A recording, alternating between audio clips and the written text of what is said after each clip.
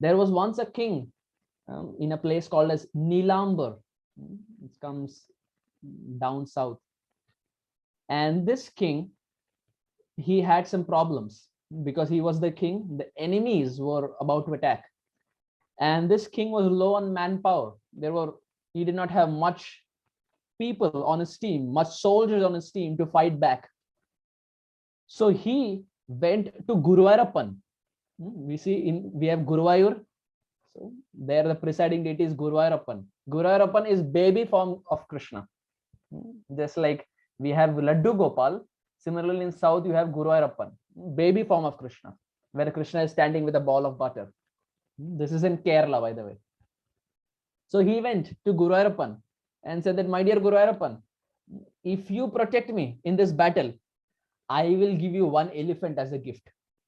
That is my gift from my side to you. If you protect me in this battle, I will give one elephant as a gift. And interestingly, the Supreme Lord as Guruvayurappan somehow protected this king. And rather than losing the battle, he ended up winning the battle. And now he had to keep his promise. So he went to Guruvayurappan, and as promised, he gave one elephant as charity, as gift. Now this elephant that he gave was a 10-year-old. Now you see elephants, even though they're 10-year-old, by the time they're 1.5, they become gigantic in size. It's not like the 10-year-old human beings that we find. Elephants, by the time they're 1, 2, 2.5, they're huge and humongous in size. So when he turned 10, this king went to Guruvayurappan and he offered this elephant that, my dear Lord, from this day, this elephant is at your service. You use him the way you want him to be used. And now this elephant, we are talking 1922. So this elephant was born in 1912 and 1922 he was gifted.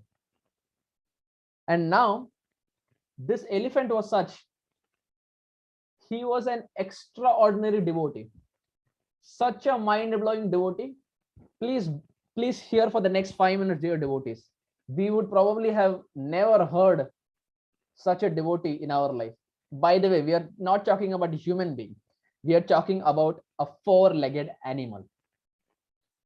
This elephant, his name was Keshavan. So his name is Keshava, but in south we see the Keshava becomes Keshavan. Like Rama becomes Ramar, Shiva becomes Shivar. So like Keshava becomes Keshavan, the south way of pronouncing. He was called as Keshavan. And now in the Guruvayur temple, there is a custom. The custom is every day in the evening, the Lord is taken for a parikrama. Inside the temple itself, the Lord is taken for a parikrama, and this is a very opulent type of parikrama. It spans for almost 1.5 hours, and the Lord is beautifully decorated with nice bugles and kettle drums and mridangas and kartals. It's a big event, and this takes place every single day in Guruvayur. But now the interesting thing is, the Lord, when he's taken for a parikrama, he is not taken by human beings. The custom there is elephants on their back, they take Guruvayurappan. The elephants on their back, they take Guruvayurappan, and the Mahut who is sitting on the back of the elephant, he will direct. So the elephant will go accordingly. But the elephant will only take Guruvayurappan on his back. But now there are so many elephants in Guruvayur. Which elephant should be given the task? For that, they have a running race for an elephant. Running race competition for elephants. Again, not human beings, elephants. Elephants have a running race. So you can imagine the vibration that will be felt if 10-15 elephants are running. Doom, doom, doom, doom. So they organize a separate ground for that. It's not there in the temple. Different elephants run. And when this running race competition was held in 1922, this Keshavan elephant won that race. So naturally, if you win that race for the next 6 months, you are carrying Guruvayurappan on your back. So for the next 6 months, Keshavan was carrying Guruvayurappan every day in the evening. He would carry. And now after 6 months was done, there was again a running race. Again Keshavan won. Again for the next 6 months, he took Guruvayurappan on his back. Again there was a running race. Again he won. Dear devotees, every time there would be a running race, only Keshavan would win. he would make sure no one else would win. He was so thirsty for service. सेवा के लिए इतने उत्सुक है कि he would not give it to anyone, and in the right manner he would win the competition. So then the temple priest, they came together. They had a GBC meeting. They came together and they thought to themselves that other elephants should also be given chance.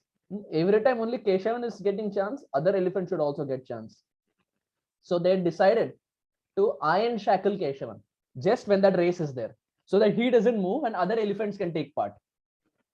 So Keshavan was iron shackled. And now when the other elephants began to run, Keshavan understood that the running race is there and he was iron shackled. Dear devotees, believe me or not, the thirst for service was so much, he broke all the iron shackles and again won the competition. He again won the competition, dear devotees. I'm not talking about some fictitious story. This is a real life story. He again won that competition. Just like on the night of Sharadiya Ras Purnima, when Krishna played the flute, gopis ran from their houses and forgot everything. Similarly, this Keshavan forgot every single thing, broke iron shackles and ran and again won the race. So again now he has to carry Guruvayurappan, and now all the other elephants they wanted to carry, but Guruvayurappan would not sit on anyone's back. And even if Guruvayurappan wanted to sit on anyone's back, Keshavan would not give chance to anyone. So much eager for service. And now, dear devotees, now comes the icing on the cake. Keshavan would eat only Krishna Prasad. He would not eat anything else. He would eat only Krishna Prasadam, not anything else. Only the thing that is offered to Guruvayurappan, only that Keshavan would eat. If you go and give Keshavan some bananas, you see elephants like bananas, there's like monkeys like bananas, even elephants like bananas. If you go and just give him bananas, and if it's not offered, Keshavan will not have it. He will just look to the other side. He will not have the bananas. Only that prasadam, that thing that is offered to Guruvayurappan, he will eat only that. This is the first point. Second, throughout his life, Keshavan was a brahmachari. Can you imagine that, dear devotees? Keshavan was a celibate throughout his life. He was such a strong brahmachari, he would not stand in a place where female elephants are present. If female elephants would be there, Keshavan would just walk away from that assembly. I am not talking about human beings. I am talking about an elephant. He would not stand in front of female elephants. So much so that when the temple would bring female elephants close to him, just so that they make sure that the population of the elephants increase. When they would bring the female elephants close to Keshavan, Keshavan would walk away. Or if he's shackled, Keshavan would look to the other side. But he would completely ignore the female elephant. Complete celibacy, complete brahmachari. Such a strong brahmachari, not even looking at Matajis. This is a real story, dear devotees. Eating only prasadam, complete brahmachari. Third point, very interesting. He would get up at 3:30 in the morning. Every day he would be up in Brahma Muhurta attending Mangalarti. Because in Guruvayur, Mangalarti is at 3:30. In ISKCON, it is 4:30. In Guruvayur, it is 3:30. We see even in Pandharpur, they have Kakada Arti, which is at 3:30 or 3:45. Keshavan would get up at 3:30 and he would be up for Mangalarti. So eating only Krishna Prasadam, brahmachari, getting up in Brahma Muhurta, offering Dandavat every single day. He would offer Dandavat every single day. He would completely bend down and his tusk would be facing up and offering complete obeisances. We're talking about elephants. And now finally, one day, when Keshavan, in the year of 1976, when he was about 64 years old, Keshavan was not feeling well. He fell ill. And he understood to himself that he cannot carry Guruvayurappan on his back. Even though he wanted to, he understood that if he carries Guruvayurappan on his back, it's possible that the Lord may fall down, because he was not feeling well, he was weak, so he didn't want to put the Lord's life at risk because of his negligence. So when the pujaris, when they turned towards Keshavan naturally refused. He was looking here and there, but not ready to take Guruvayurappan. Almost showing to the pujaris that you look for some other elephant. I don't want to put the Lord's life at risk. So much intelligence. Where is so much buddhi coming from? Where is so much intelligence coming from? He decided that he will not take the Lord. And for the next few days, dear devotees, Keshavan was just on liquids. He stopped eating everything. He was just on liquids. And finally, one day, dear devotees, he completely fasted. He did not eat anything. He completely fasted. And the next day morning, 3:30 in the morning, Brahma Muhurta, on the day of Guruvayur Ekadashi, offering complete dandavats to Guruvayurappan, Keshavan left this world. Look at the departure, dear devotees. We are talking about an elephant leaving in Brahma Muhurta, offering obeisances on the day of Guruvayur Ekadashi, which is almost like Vaikunta Ekadashi. He left this world. And that too, he was so intelligent, when he understood that it is time for him to depart, he went to a far off ground. And in that ground, he offered obeisances and he departed. Now we may have this question, why did he go all the way there? Because Keshavan thought to himself that if he departed in the temple premises, the temple needs to be closed. If the temple is closed, which means Guruvayurappan's service will get stopped. And he didn't want that because of him, Guruvayurappan's service gets stopped. So much intelligence.